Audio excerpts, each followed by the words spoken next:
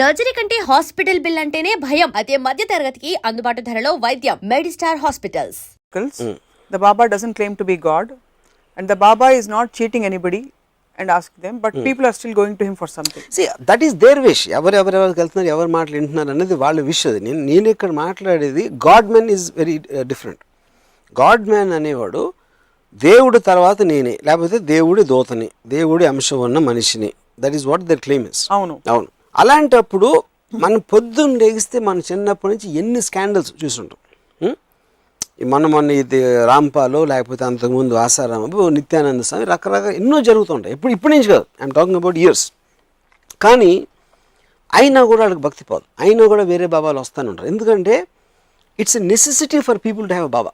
లేకపోతే అది ఏం చేయాలో అర్థం కాదు. ఎక్కడో వెళ్ళి మాట్లాడాల. దేవుడు అంటే అలా మమ్మకు నువ్వు మాట్లాడు. ఇంకా ఎవరు మాట పూజారేమో మంత్రాలు చదువుతారు. సో ఎవరో ఒకరు they need for him to talk. Ultimately అది దానివల్ల రియల్ టైం బెనిఫిట్ వస్తుందా లేకపోతే రావట్లేదా పక్కన పెడితే, any kind of regressive thinking ని ప్రమోట్ చేసింది రియల్ టైం బెనిఫిట్ ఉండదు. ఇప్పుడు పాయింట్ ఏంటంటే 100,000 హాస్పిటల్స్ ఉంటాయి ఇండియాలో. సత్యసాయిబాబా లాంటి వాళ్ళు కట్టించి దాంట్లో ఎక్స్ట్రీమ్లీ లో percentage, if at all, I don't even know the number. Society advancement అనేది బాబాల మూలాన జరగదు. కేవలం ఇది వాట్ ఎవర్ దీస్ పీపుల్ వచ్చింది కొన్ని ఇన్స్టెన్సెస్ ఉండొచ్చు. మోస్ట్ ఆఫ్ ద టైమ్ వాళ్ళు స్కాండల్స్ ఉంటారు. And it is numerous examples for that. There are lot of good institutions which are contributing. I'm not saying no to that, కానీ I feel that is regressive way of making contribution. ఎందుకంటే నేను బాబాని నమ్మి, బాబా దైవాంశ సంభూతుడు అందుకని నేను డబ్బులు ఇవ్వటానికి, లేకపోతే అసలు లేదు బాబా క్వశ్చన్ కాదు, నువ్వు హ్యుమానిటీ కోసం చేయాలని వాళ్ళు చెప్పకుండా నేను అబద్ధాలు చెప్పి మూఢనమ్మకాలు పెరిపించి దాంట్లో చేసుకోండి. It will always be regression for society. అది ఏ ఎమోషన్తో వాడు ఏ ఇంటెన్షన్తో ఇస్తున్నాడు అది అవసరమా? అప్రస్తుతం అవుతుంది కదా అది కరెక్ట్. అంటే ఇప్పుడు ఎలా ఉందంటే, అది ఒకడు బాగా కాదు, ఒకడు బ్యాంకు దొంగలు ఇచ్చేసి పూర్ పీపుల్కి ఇచ్చేస్తున్నాడు. అంటే అది కరెక్ట్ అంటే ఇది కరెక్టే? నో అది వేరు, ఇది దొంగ. See there 2-3 points. ఒకటి దేవుణ్ణి నమ్మేస్తాం అని వీళ్ళు నమ్మటానికి, ఆ నమ్మకం మలాన వచ్చిన డబ్బులు ఏమవుతున్నాయి, ఏం చేస్తున్నాడు అనేది ఆల్ త్రీ డిఫరెంట్ పాయింట్స్. ఎందుకంటే మీకు బిల్ గేట్స్ కూడా ఇస్తున్నాడు foundation, you will give some donation. ఎవరో ఈ సినిమా వాళ్ళు ఎంటర్టైన్ చేసి వాళ్ళు ఇస్తారు, ఎవరికో అలా రకరకాల వాళ్ళు రకరకాలుగా ఇస్తారు. పెద్ద ఇండస్ట్రీస్లు కూడా ఇస్తారు. అలాగే బాబాలు కూడా చేస్తూ ఉండొచ్చు. But the method which babas adopt is regressive. That's what I'm saying. That's what I'm asking. Why is it regressive? They are driving an emotion. They're driving an emotion on falseness. What is false? You're stunting people's minds. అంటే ఇప్పుడు ఇందాక నేను చెప్పినట్టు బ్యాంక్లో ఉన్న డబ్బు నేను దోచాను, అది సెపరేట్, ఇది నేను ఇచ్చేస్తున్నాను సెపరేట్. సో ఇక్కడ నేను దేవుణ్ణి, ఇతను దేవుడు అని నమ్మేసి ఆ కైండ్ ఆఫ్ దాంట్లో వీళ్ళు ఒక స్టాగ్నేట్ అయిపోవటం తప్పు. ఆ స్టాగ్నేషన్ డబ్బు వాళ్ళు ఏం కడుతున్నారు అనేది ఆ రెండింటిని మిక్స్ చేయకూడదు అంటున్నాను. సో మీ ఆరోపణ ఏమిటి? ఈ బాబాస్ అండ్ ఇన్స్టిట్యూషన్స్ కావాలని మాస్ హిప్నాసిస్ ద్వారా డబ్బు గుంజుతున్నారు అంటున్నారా? 100%. You feel so? 100%. So is your problem with the institutions or with the devotees? With the devotees. Always is the devotees. The Baba is a fine guy because he is making use of the dumbness of people. You are actually giving a motive and intention behind 100%. An institution like this. Yeah. And they are out to make money antaru. Everybody out to make money and name. Varma garu, meeku eppudaina కోపం వస్తుందా? I don't remember a single time na life lo na కోపం రాదు. I don't believe that. Actually even I don't believe it sometimes because అది ఎలాగా understanding వచ్చింది. Okay, first of all let us define ఏంటి కోపం అంటే ఏంటి. ఇప్పుడు రోడ్డు మీద ఒకడు వెళ్తున్నాడు, ఒక వెహికల్లో, ఒక స్కూటర్ ఏదో రాంగ్ రూట్లో ఎవడో వచ్చాడు. రాంగ్ రూట్లో వచ్చినప్పుడు ఏంటంటే అది అరుస్తారు, లేకపోతే వెనకాల నుంచి ఎవడో కొట్టాడు ఒకటి టక్కని సార్, దాన్ని రోడ్ రేజ్ అంటారు. కొన్నిసార్లు కొట్టుకుంటాం, కొన్నిసార్లు చంపడం కూడా జరిగింది. చాలా ఫేమస్ కేసు ఉంది పంజాబ్లో, క్రికెట్ ప్లేయర్ ఎవడో రోడ్ రేజ్ అనేది. అది ఎందుకు నా రోడ్లో ఇటు వస్తున్నాడు, ఆబ్వియస్లీ మీకు థ్రెట్, ఒక ట్రాఫిక్ యాక్సిడెంట్ అయిందో లేకపోతే ఏదో జరిగింది, దాంట్ నుంచి ఒక విపరీతమైన కోపం అనేది మీరు రైట్ అనే ఒక కన్విక్షన్ నుంచి వస్తుంది. సో నేను రైట్ రాంగ్ అనేది నమ్మను కాబట్టి నాకు కోపం ఉండదు. మనం ఇక్కడ కూర్చున్నాం, ఎవరో కాఫీ అందిస్తున్నారు, ఎవరో కెమెరా చేస్తున్నారు, ఇంకోళ్ళు ఏదో చేస్తున్నారు. నా డ్రైవర్ ఏమో కింద వెయిట్ చేస్తున్నాడు, ఎప్పుడు అవుతాడో, ఎప్పుడు వెళ్దామా అని వాడు అనుకుంటాడు. అందరూ వాళ్ళ పొజిషన్లో వాళ్ళ కేపబిలిటీ బట్టి, వాళ్ళకున్న సిచ్యువేషన్ బట్టి దే హ్యావ్ టు బీ అప్పుడు ఒక హుదూద్ సైక్లోన్ వస్తే మనం ఏం చేయలేం కాబట్టి దాక్కుంటాం, so we all have limited powers point. కానీ ఇలా చేయకూడదు ఇలా చేయాలి అని రిలీజియన్ కానీ ఒక సోషల్ ఫ్యాబ్రిక్లో సోషల్ స్టాండర్డ్స్ కానీ ఒక మారల్ స్టాండర్డ్స్లో ఇది కరెక్ట్ ఇది రాంగ్ అని కొన్ని నియమాలు పెడతాయి ఇది సొసైటీ ఇన్ వేరియస్ వేస్. దాంట్లో నడుచుకుంటే కరెక్టు, దాంట్లో రాంగ్ అయితే కరెక్ట్ కాదు. సో కరెక్ట్ కాదన్నోడు వాడి గిల్ట్ ఉంటుంది కాబట్టి వాడి మీద విరుచుకుపడతారు. రాంగ్ సైడ్లో రైట్ సైడ్లో అనేది అక్కడి నుంచి వచ్చింది. అప్పుడు ఎవడైతే కారు దిగాడు వెనకాల నుంచి కొట్టాడు అనుకోండి, సపోజ్ ఒకడు నేను కారు నడుపుతున్నాడు, వాడు వెనకాల నుంచి వచ్చి గుద్దాడు అని వాడు కింద దిగుతాడు కోపంతో. అవతల కారు నుంచి దిగినోడు వీడికన్నా ఒక్క అడుగు పొడుగు ఉంటే ఆడు కోపం దిగిపోతుంది. ఎందుకంటే అంతే, బికాస్ మీకున్న ఇండిగ్నేషన్ కూడా ఒక లిమిట్ ఉంటుంది. ఇప్పుడు నాకు తెలుసు, నాకు ఒక మేకప్ మ్యాన్ ఒకటి తెలుసు, ఆడికి విపరీతమైన కోపం వచ్చేప్పుడు ఆడు వాచ్ తీసి కింద పడేసాడు. iPhone 6 అయితే iPhone 6 పక్కన పెట్టండి, దట్స్ క్వశ్చన్ ఆఫ్ కాస్ట్. అప్పుడు ఏంటి, నేను కంట్రోల్ చేసుకోలేనండి అసలు కోపం ఎరగొట్టేస్తానంటే అప్పుడు నీకు ₹1,00,000 వాచ్ ఇస్తే ఎరగొట్టు. ఎందుకంటే అప్పుడు దాని వాల్యూ బట్టి ఇది అవుతుంది.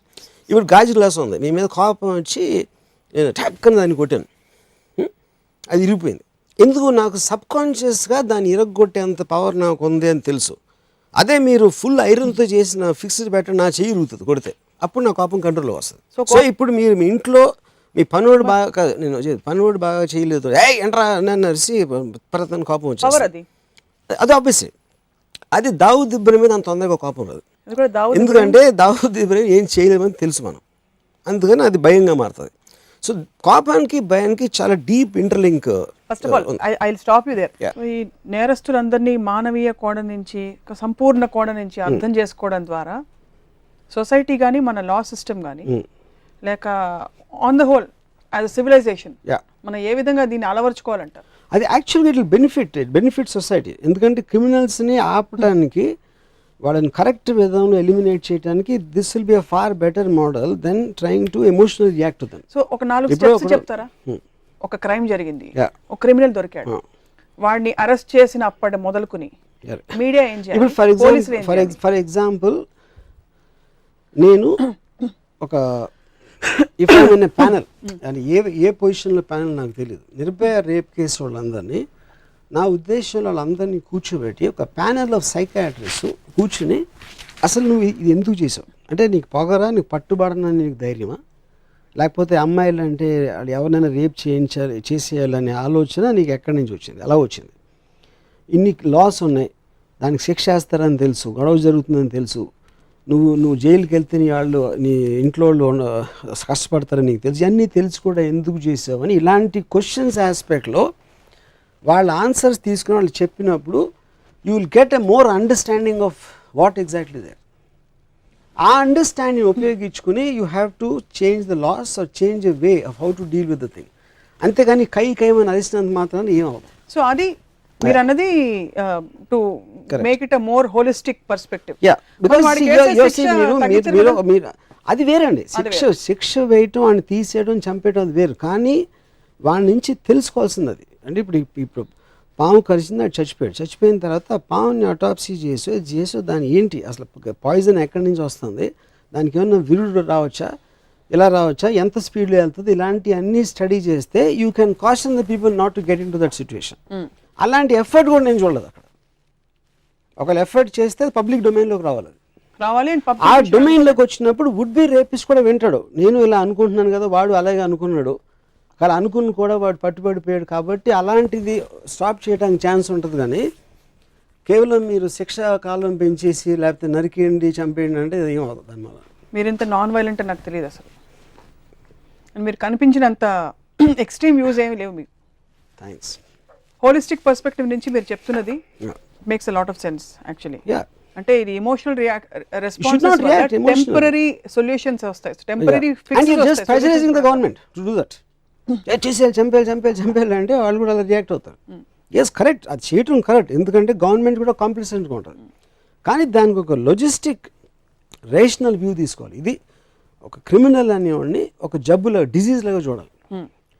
డిజీజ్ని మెడిసిన్ ఏంటి దాని కారణం అది ఉంటుందో దాన్ని ఎమోషనల్గా రియాక్ట్ అవుతుంది. నా బాడీలోకి వచ్చేసి ఇది చేస్తుంది, దీన్ని చంపేయాలి, దీన్ని తీసి ముక్కలు చేసేద్దాం అంటే that is not the solution. మందు వేయాలి అంతే. మందు వేయాలి, ఎందుకు వస్తుందని తెలుసుకోవాలి, మళ్ళీ రాకుండా ఏం చేయొచ్చు అని రేషనల్ థాట్ ఉండాలి దానికి. As we wind up Varma garu, what is the most horrible crime మీ దృష్టిలో? అతి ఘోరమైన నేరం ఏమిటి?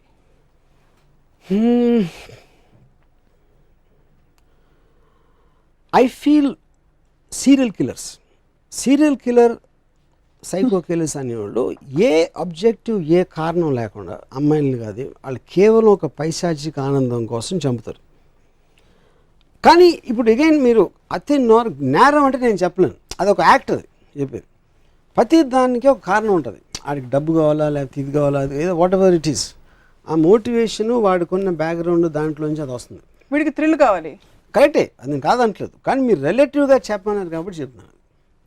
ఒక కంపల్షన్ యాక్ట్ చేయించడానికి ఒక సిచ్యువేషన్లో కేవలం ఆ డిజైర్ కోసం ఇంకొకరిని చిత్రహింసకు గురి చేసి చంపడం అనేది there is a fundamental difference, అది నా పాయింట్లో. కానీ మీరు చెప్పినట్టు ఒప్పుకుంటాను, థ్రిల్ కావాలి, ఆడికి డబ్బు కావాలి, వీడికి థ్రిల్ కావాలి. There is no difference. But if ఈ ఇద్దరిలో నాకు ఒకరిని చంపడానికి అవకాశం ఇస్తే నేను థ్రిల్లోని చంపుతాను. ఎందుకంటే థ్రిల్ అవసరం లేదు మనిషికి అంటారు. అవసరం లేదని అంటలేదు, తక్కువ అవసరం అంటారు. తక్కువ. I would say that fellow మనిషిని చంపడం అనేది for that reason I think it's very. So you don't justify that a person needs to get a thrill.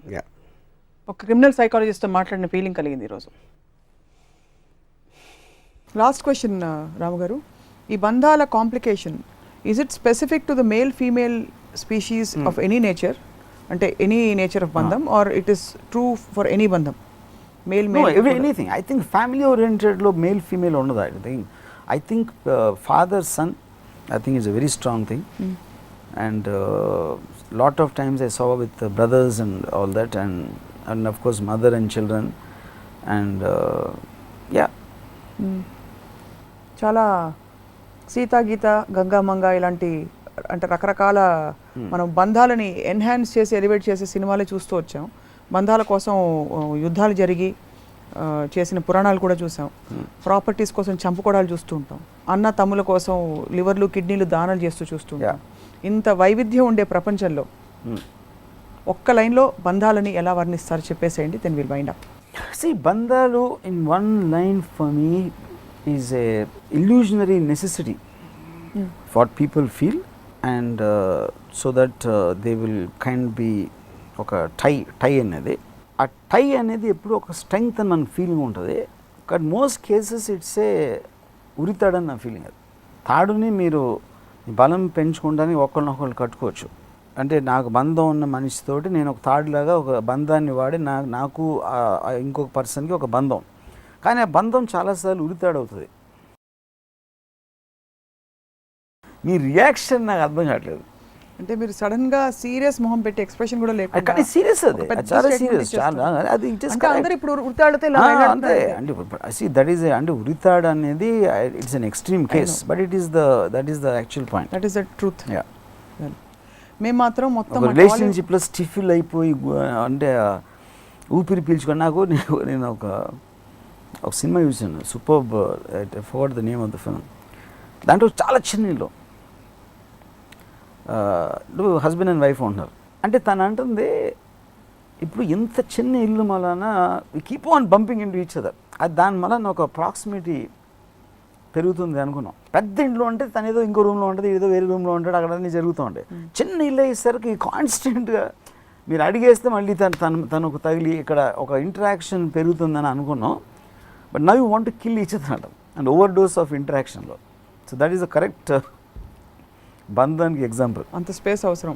And yet they say the house should be big enough to give each other space but small enough to keep you together. That's the point. చాలా problem ఏమొస్తుందంటే ప్రపంచంలో చాలా conflicting. Yes, everything is contradictory. Everything is contradictory. Yeah. Everything seems right in its own space. Yes. Yeah. But మేము మాత్రం Tollywood TV నుంచి మీతో మేము జన్మల బంధం కంటిన్యూ చేద్దాం రామోయిజం సిరీస్ ద్వారా అని అనుకుంటున్నాం. Okay. Thank you very much ఈరోజు బంధాల గురించి. But I have no problem with Tollywood TV because Tollywood TV ఎప్పుడు నా భుజం మీద చేయదు నా చాలా స్ట్రాంగ్. మ్యాక్సిమము నీ ఎపిసోడ్స్ ఇంకా బోర్ కొడుతున్నారా, తర్వాత కలుద్దాం బాయ్ అని చెప్పచ్చు. అంతకన్నా ఎక్కువ ఈ బంధం నుంచి నేను ఎక్స్పెక్ట్ చేయను, మీరు ఎక్స్పెక్ట్ చేయరు, కాబట్టి దట్స్ ఓకే. మీ ఫ్యాన్స్ భుజం మీద చేయ కాదు, మా గొంతులు మీద చేసి కొత్త ఎపిసోడ్ రాలేదని చెప్పి చంపేస్తారు. బట్ ఎనీవే ఇవాళ what was alarmingly surprising is మీరు ఈ మొత్తం బంధాల ఎపిసోడ్లో అమ్మాయి గురించి మాట్లాడలేదు. ఒక్క సందర్భంలో జస్ట్ వన్స్ తప్ప. రెండోది మీకు బంధాలు ఉన్నాయని అక్నాలెడ్జ్ చేశారు పబ్లిక్గా. బట్ అని మీరు నమ్మాలనుకుంటున్నా, కానీ నా బంధం డెఫినేషన్ వేరే ఇచ్చారు. బట్ ఏదో ఒకటి ఉంది. 3 బంధాలు ఉండాలి సమాజానికి, ఉంటేనే కదా ఫ్రేమ్ వర్క్ ఉంటుంది, it keeps the society together అని అక్నాలెడ్జ్ చేశారు. 4 మీ నాన్నగారిని 3 సార్లు, మీ అమ్మాయిని 4 సార్లు తలుచుకున్నారు. సో ఇవన్నీ కానీ తలుచుకోవడంలో actually I undermine the relationship. But తలుచుకున్నారు. నెల రోజులు తను ఉంటే నేను అరగంట కలిసానంటే దానికన్నా మీకు యాంటీ సెంటిమెంట్ ఏముంటుంది? అదేదో రాంగ్ ఎగ్జాంపుల్ ఇస్తాను, మీరు కొట్టేస్తారేమో కానీ విష్ణుమూర్తి వచ్చి అన్నట్ట హిరణ్యకశిపుడితో, నువ్వు నేను వద్దు అంటూనే నేనే కావాలని నన్ను తలుచుకుంటా భక్త ప్రహ్లాద్ సినిమాలో. But anyway very enlightening and thought provoking బంధాల మీద ఈరోజు రామ్ గోపాల్ వర్మ గారు. యాక్చువల్లీ సినిమా హీరోల గురించే చెప్తారు. చాలా కష్టపడ్డాడు మా హీరో స్టంట్ సీన్ చేసేటప్పుడు, పై నుంచి దూకాడు, అసలు ఫుల్ కాల్ షీట్ వర్షంలో ఆయన మొత్తం తడిసి.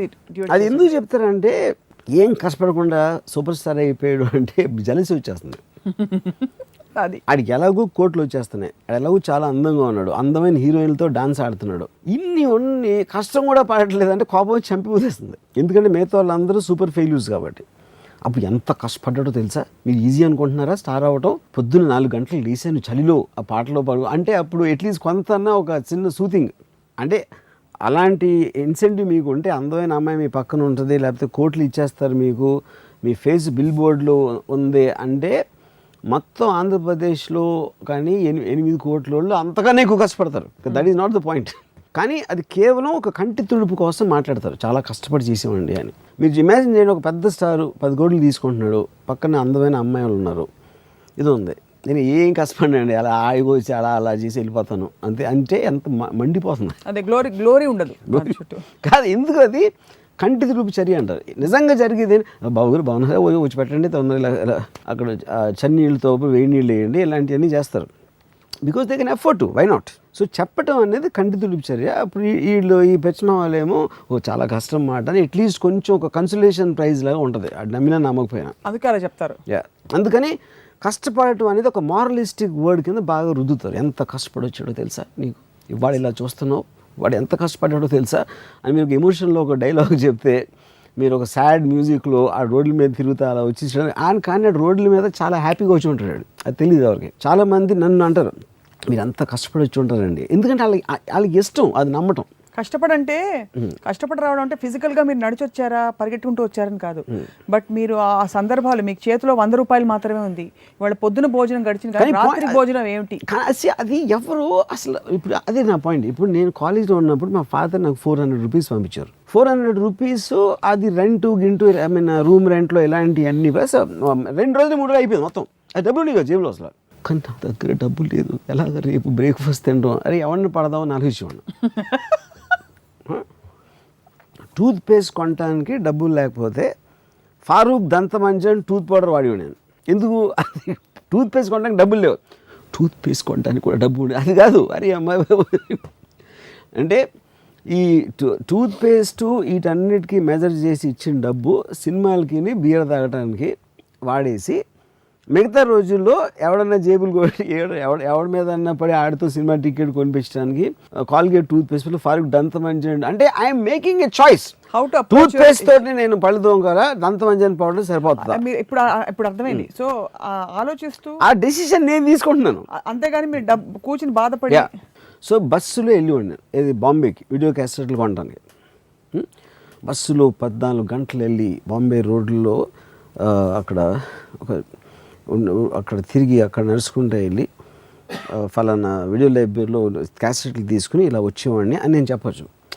కానీ నాకు బాంబే వెళ్ళటం విపరీతం ఇష్టం. ఎందుకంటే ఉట్టి బాంబేలోనే అమ్మాయిలు మినిస్కర్ట్లు ఉండేవారు. అంటే హైదరాబాద్తో కంపేర్ చేస్తే ఆ టైంలో కొంచెం మంచి టైట్ డెనిమ్ ప్యాంట్స్ అట్లా కొంచెం సెక్సీ అవుట్ఫిట్స్ ఉండేవి అనమాట.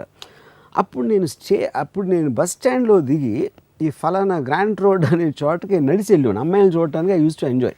అలా కానీ మరి అంటే సో ఇప్పుడు అది తీసేస్తే 7 కిలోమీటర్లు నడిచి వెళ్ళేవాడిని అని నేను చెప్పాను కదా. కానీ I enjoyed that a lot. So నేను 400 రూపాయలు మా ఫాదర్ పంపినప్పుడు కానీ, ఫారూక్ దంతమంజన్ టూత్ పౌడర్తో పెళ్ళు తోముకున్నప్పుడు కానీ, బ్రేక్ఫాస్ట్కి డబ్బులు లేనప్పుడు కానీ ఎప్పుడు కూడా అసలు నేను ఎంజాయ్ చేయ కూడా లేను అసలు. కానీ నాకు ఒకటే అర్థం కాదు. అదేంటి అప్పుడు మీ మెంటల్ స్టేట్ బట్టి ఉంటుంది. దట్ ఈస్ అది అప్పుడు కూడా అలాగే ఫీల్ అయ్యారా? ఇప్పుడు అలా నేను కాన్షియస్గా ఉన్నప్పటి నుంచి ఇప్పటి వరకు నేను కష్టపడటం అనేది ఎరగను అసలు. కానీ నాకు ఒకటి అర్థం కాదు, మీరు కొంచెం కూడా దుఃఖం ఫీల్ అవ్వకుండా ఈ సంతోషం అంటే బోర్ కొట్టదా? ఎందుకంటే ఇప్పుడు మీరు అడిగింది గుడ్ క్వశ్చన్. ఓన్లీ డిఫరెన్స్ ఏంటంటే మీకు డిగ్రీ ఆఫ్ డిఫరెన్స్ లేనప్పుడు అసలు దాని ఫీలింగ్కి మీనింగ్ లేదు. కానీ మీకు అర్థమైంది ఏంటంటే సంతోషం, ఇంకా సంతోషం, ఇంకా సంతోషం, చాలా అది sir. That is where the difference ma'am. Yeah ఇప్పటికి అర్థమైంది. సో ఇప్పుడు చదువుతున్న పిల్లలందరినీ మీరు ఇవాళ హాయిగా కరప్ట్ చేసి పడేశారు. కష్టపడి చదువుతున్న నేను పిల్లలకి ఏం చెప్పను, పేరెంట్స్ చెప్తాను, దయచేసి కష్టపడు, బాగా కష్టపడు, చాలా కష్టపడితే కానీ నువ్వు పైకి రావు, నీకు మార్కులు రావు అని వాళ్ళ మైండ్లు చెడదొబ్బద్దు అని ఒక. అలాగే మీరు కూడా కష్టపడి పిల్లల్ని పెంచుతున్నాం అనుకోకండి. నేను కష్టపడుతున్నాను అనుకుంటే you are a failed person in life. ఎవరైనా మీకు కష్టపడు అని చెప్తే వాళ్ళు మిమ్మల్ని బూతులు తిట్టినట్టు మీరు అనుకోవాలి. విన్నారు కదా అందరూ? That is what my advice is. And చాలా కష్టపడుతున్నాను, పోరు కొడుతుంది అయినా చేస్తున్నా, ఇంట్రెస్ట్ లేదు అయినా చేస్తున్నాను అంటే వాళ్ళ బతుకు చావుతో సమానం. Thank you very much. జీవితంలో ఎప్పుడైనా ఎవరికైనా ఐ లవ్ యూ చెప్పారా? చాలా మందికి చెప్పారు. చాలామంది చెప్పారు. పెళ్ళికి ముందు, పెళ్ళికి తర్వాత, ముందు తర్వాత కూడా. దాంట్లో ఒక ఇంట్రెస్టింగ్ ఎపిసోడ్ ఏదైనా? ఇంట్రెస్టింగ్ ఎపిసోడ్ నా పర్సనల్ అంటే మీరు పర్సనల్ ఇప్పటివరకు మీరు పబ్లిక్ అయిపోయారు. నా పర్సనల్ విషయాలు నేను చెప్తాను. కానీ ఇప్పుడు ఇంట్రెస్టింగ్ ఎపిసోడ్ అంటే అమ్మాయి పేరు చెప్పాలా, లేకపోతే మన ఎపిసోడ్ అంటే ఇంకేం చెప్పాలి? ఎపిసోడ్ మీన్స్ ఆ బ్లాక్ సినిమా బ్లాక్ పేరు అవసరం లేదు, పేరు చెప్పండి.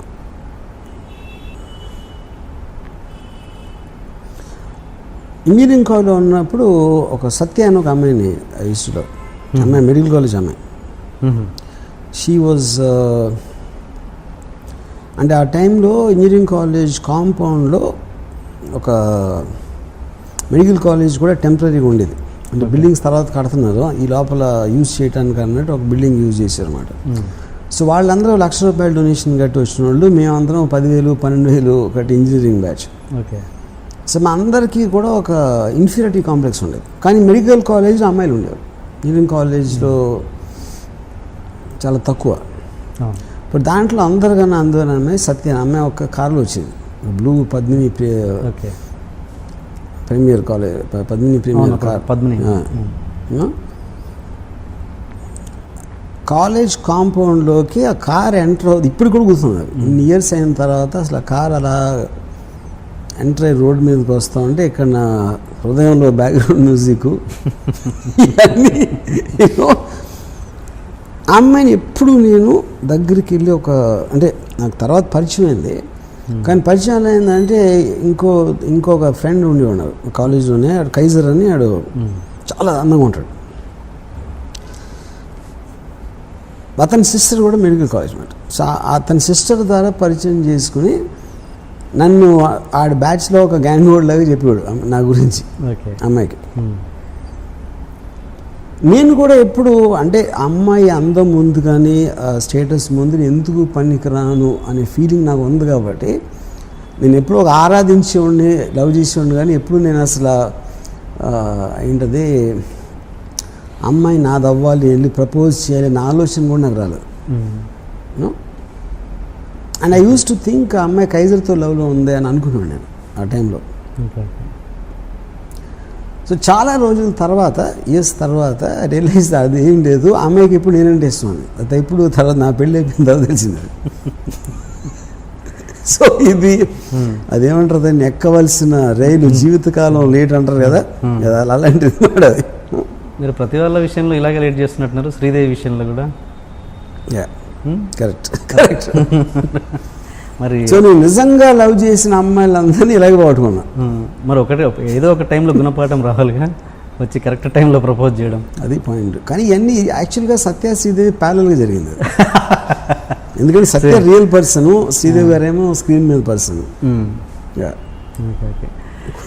ఓకే, అంటే శ్రీదేవి టాపిక్ వస్తే ఏంటి మీరు అన్నారు గుణ. నాకు ఇంకోటి ఒక విషయం ఏంటంటే, నేను శ్రీదేవి గారు అంటే ఆ టైంలో ఒక ఇది చెప్పాను. కానీ నాకు యాక్చువల్గా నియర్లీ ఒక 10 years నేను జయసుధ్ గారితో విపరీతంలో ఉన్నాను.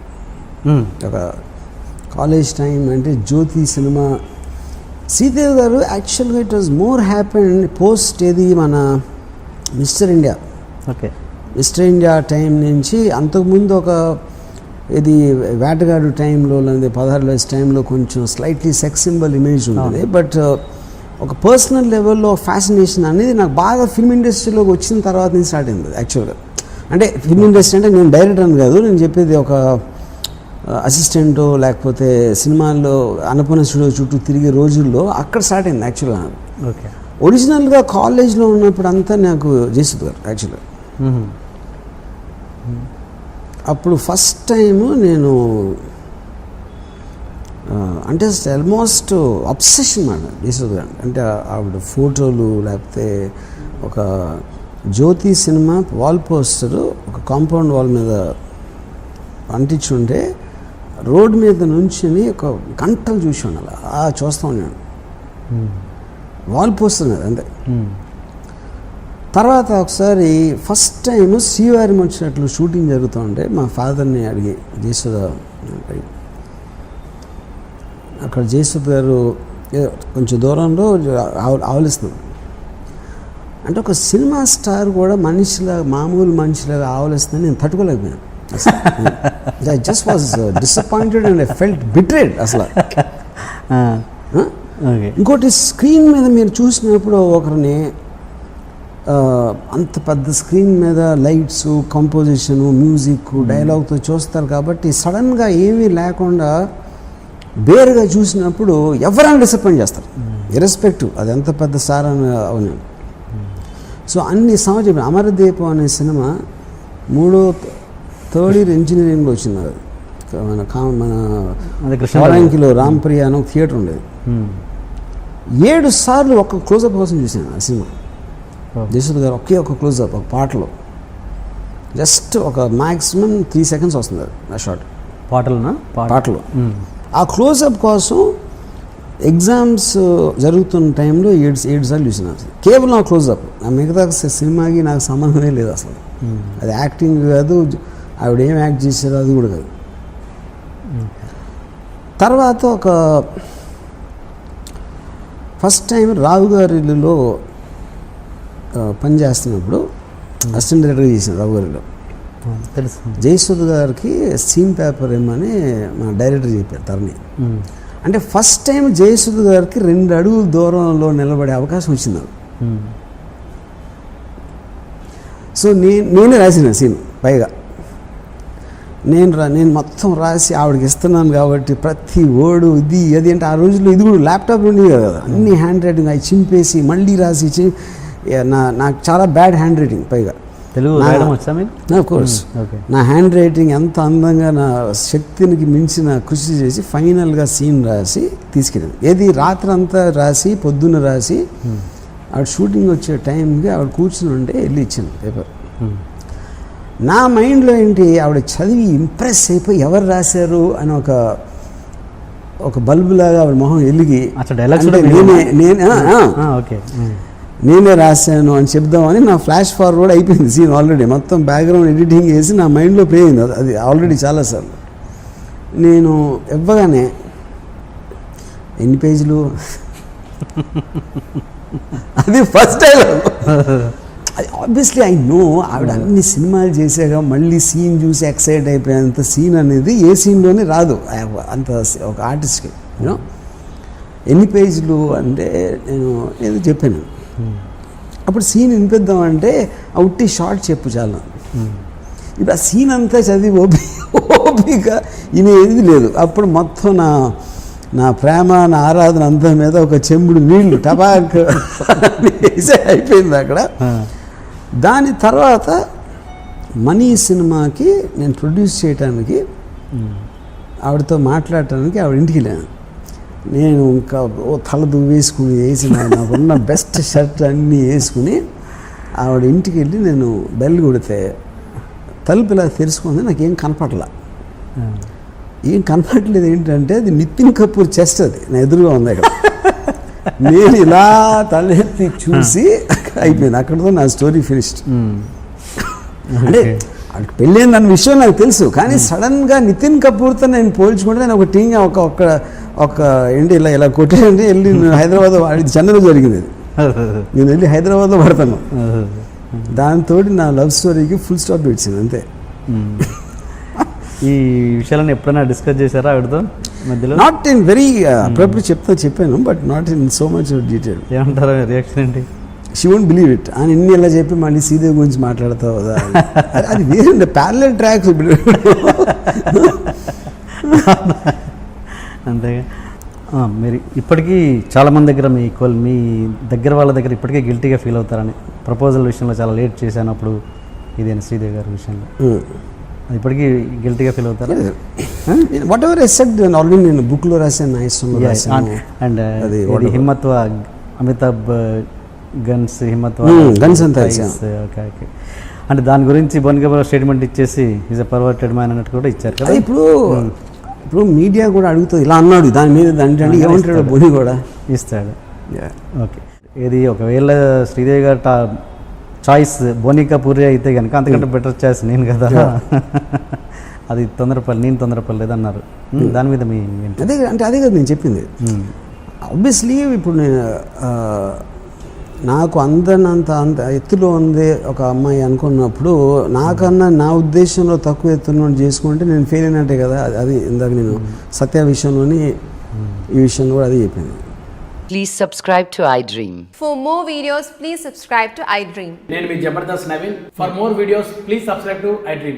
For more videos, subscribe to iDream. For more interesting videos, please subscribe to iDream. Hi, this is Anil Ravipudi. For more videos, please subscribe iDream Media. This is Manjula. For more videos, please subscribe iDream. For more videos, please subscribe to iDream channel. Don't miss it. అక్కడ ఒక గంట symbol ఉంటుంది, దాన్ని లాగి కొట్టండి, మర్చిపోదు. ఓకేనా? Subscribe to iDream.